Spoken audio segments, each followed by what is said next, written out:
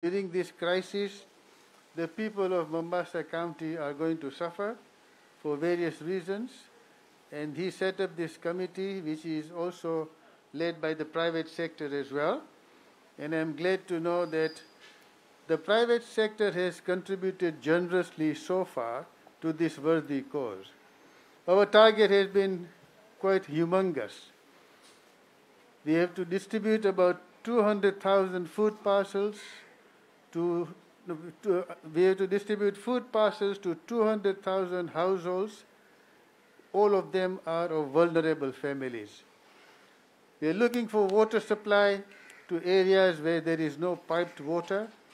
We are looking at health facilities to assist the local hospitals, both government and private, to make sure that all the patients who are found COVID positive are looked after. I'm very glad to say that up to now, we have distributed about 60,000 food parcels. Each food parcel can take a family for 1 month. And the idea is to make sure that that family which gets those food parcels stays at home. That's the only way we can defeat this virus. We've been very fortunate that we have been able to raise enough funds for water. We have got pledges for three huge boreholes. We've got 80 tanks already donated by various communities.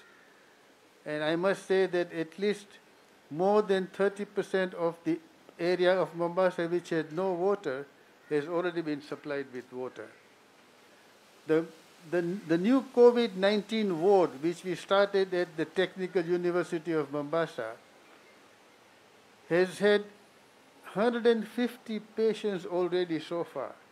And you can imagine that if those COVID-19 patients had no place to go for quarantine or for isolation, they had been left on their own because the public hospitals and the private hospitals were full to capacity. So this committee and this program has been instrumental in food, in water, and in health distribution. I would like to specially thank today's donors.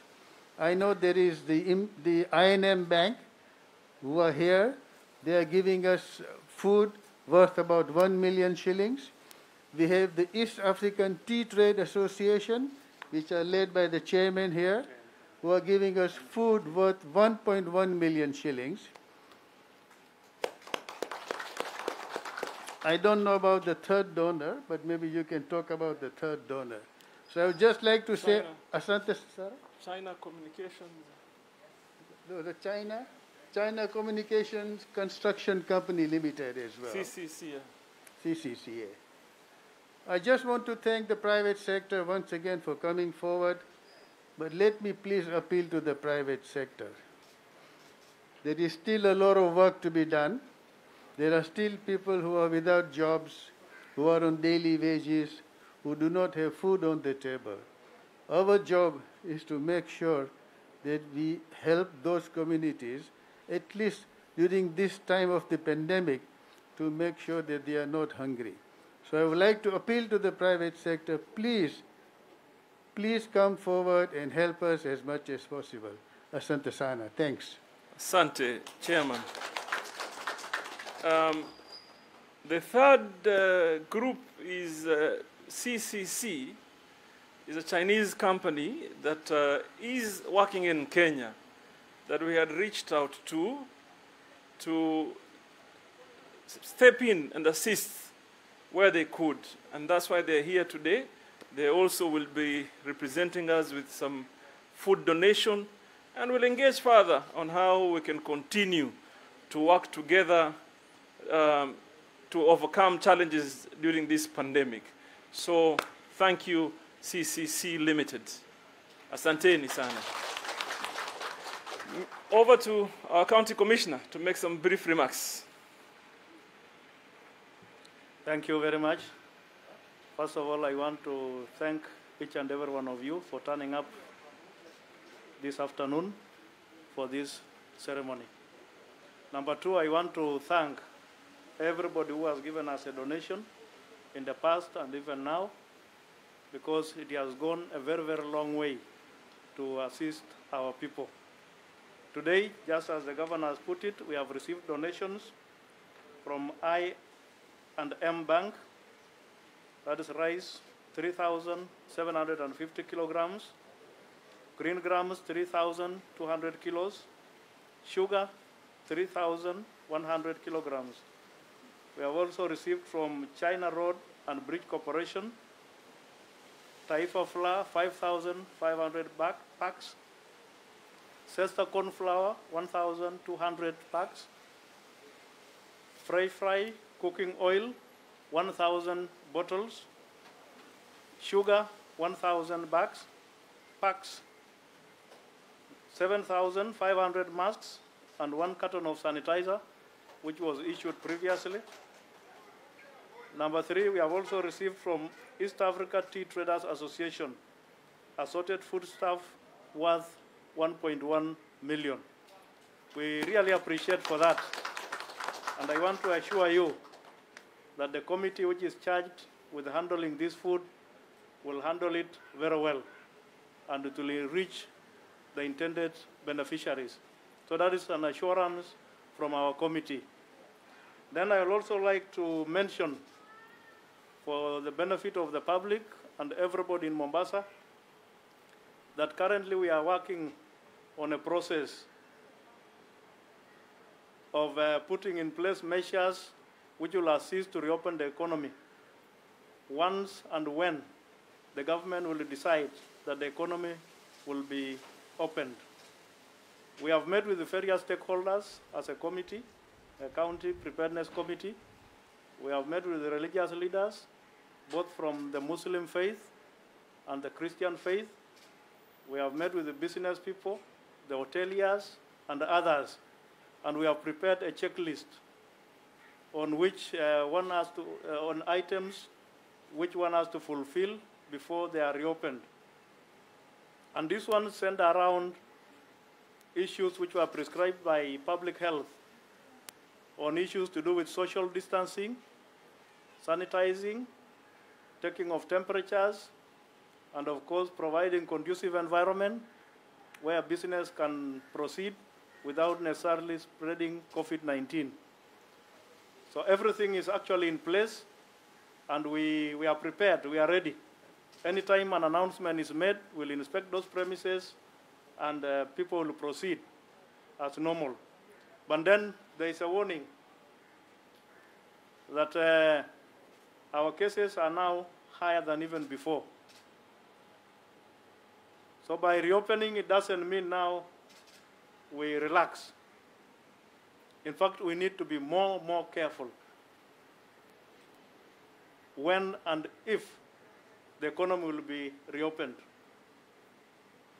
Because sometimes, if we don't handle it very carefully, we might have a spike of the same. But I want to assure you that our committee, which is co-chaired by myself and the governor, we have put in place those measures in preparedness for any eventuality. So I want to appeal to the business people, the religious organizations, and everybody else that please let us cooperate when the time comes. Let us cooperate so that we make everybody to be safe, even as we proceed with our business and economic ventures. Otherwise, thank you very much for the donations. Once more, we are very grateful, and I want to assure you that what you have given us will go to the intended beneficiaries. And if there is anybody out there who is still willing to donate, however small or big the donation is, please, you are welcome to come and donate. Thank you very much. Asante. So in a nutshell, what we are trying to say is that we need to continue to stay on alert. I know circumstances can change, and indeed, things have changed a lot.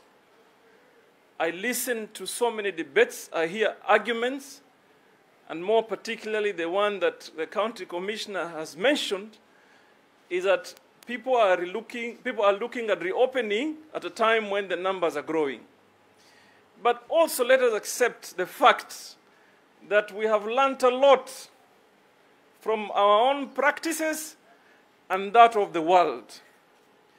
And we now know there are certain regulations. If indeed they are followed properly, then the narrative can change. I want to continue to say this, that government can do and has done what they're supposed to do. But largely the control is in the hands of the people. How we behave, how we move, how we conduct our day-to-day businesses will make a difference. And I am so grateful to the people of Mombasa, more particularly the private sector. One would have imagined that there would be a fatigue, some kind of a fatigue in giving out. But I can tell you we still are receiving overwhelming support towards helping the people. We don't take that for granted. The fact that the Chinese friends of ours are here, my brother Nick Munyi, who I've missed for a long time, I've not seen him, and the I&M Bank really shows us clearly that there is continuous commitment in helping the people. I want us to carry on with that good action and intention and goodwill, because only that can change the narrative, nothing else. Let me tell you, a lot of the things that we have achieved so far, even what we have at Technical University of Mombasa, is as a result of partnership between us, public institutions, private sector, and even just ordinary people, who some of them are not even in business. And the perfect example is that you will see the doctors that are running our facility at TUM. These are doctors, one of them is working at Aga Khan, and another one, Dr. Salim, who does private practices. He's based there today looking after COVID patients on voluntary basis. But obviously, in processes such as these ones, there will be naysayers. There will be people with negative energy. There will be people who refuse to understand the current situation, as it were. And they can say too many things. They will always look for an excuse. They will always find something negative to say. But I know, personally, I have developed thick skin enough to fathom all the negative energy that comes or is intended onto us. We are moving forward. We want to be that county, that city that stood together. We want to be that city during this pandemic that defied all odds and were able to pull on a common front, because we are in position to be helpful to others. And that is exactly what we are going to do. We will not be swayed. We will not lose focus. We will stick to our plan to ensure at some point we change the narrative. Obviously, initially we had thought it is something, globally would have been able to be dealt with in a short period of time. But we see what's going on, and we cannot sit back. How can I be comfortable sitting at home, even on staying at home or self-quarantine, whatever it is? We can't, because we are in the leadership. We must be leading from the front. So my appreciation goes to all of you. And I want to say this. I want to say this particularly to our chairman, Mr. Abdul Samji, and County Commissioner. I was sad when I saw the other day the president had announced so many names, people that were decorated. We did not send his name. This guy is deserving. So me and you, we have to work out something. I want to give him encouragement. He has done a lot. And I'm sure he's now swimming in waters that he has never imagined before. He's learning, at his age, he's learning so many things, even in terms of people's behavior. Because some of the things that they hear, they see, are through social media. But I am so grateful Mr. Samji has never lost focus. He's always reminded all of us as to why we came together as a people. To be able to help the vulnerable families, to stand with them, to guide them, to assist them, and provide them with a positive energy and hand. It is not magical. Let me tell you, it's not rocket science. It's the goodwill and the commitment and the sacrifice and the zeal that people put in to be able to get things done. We are put on check. I'm the governor here. County commissioner is here. But we are put on check by the private sector that is led by Mr. Samji. He has no interest. Mr. Samji doesn't want to be elected. He doesn't want to be MCA. He doesn't want to be MP. Do you? I have not known of any. He doesn't want to be governor. He doesn't want to be president. He's only giving back. You know, committing his time and resources to be able to give back. And all of you that have come forward, someone would have imagined like now kuna nini, inatuanga donor fatigue. But we're still receiving overwhelming support. So our prayers are with you. Maombi yetu yako kwenu. Sema tu kidogo Kiswahili, maana kitio leo ameongea kizungu tupu. Watu wetu, nia yetu sisi ni kusaidia watu.